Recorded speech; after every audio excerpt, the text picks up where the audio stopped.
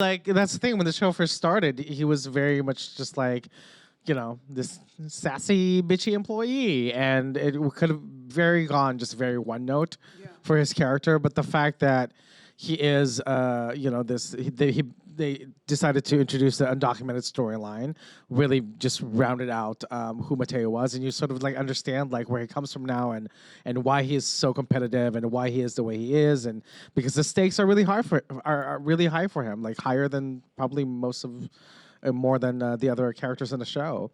And he has a love life, Generally, when you see queer characters on television, especially in a sitcom setting, they're usually castrated and they don't date, and they're just like, they're gay, but they're not that gay, they're they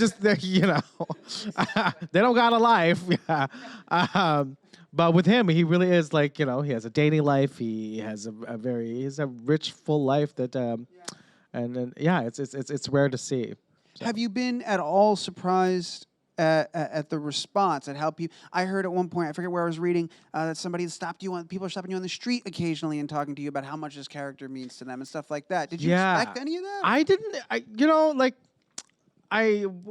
The topic about the representation and diversity, has really shifted in the last 5 years. So I knew that being an out queer character and an actor portraying a queer character, and the fact that I'm also Filipino and Asian, that was definitely going to mean a lot to people. But having Mateo's undocumented storyline out there, I've gotten a lot of sort of like people coming up to me telling me how much that particular storyline meant to them. Like, I've had couples come up to me. It's like, my partner is undocumented, and like what you go through in the show is exactly what we go through in real life, and there are so many things that we can and can't do because of that of his status, and to be able to sort of see themselves being a person of color, queer, and undocumented, seeing on television is like something they never thought would ever happen. So, it's really surreal because that sometimes never enters my head. I'm just like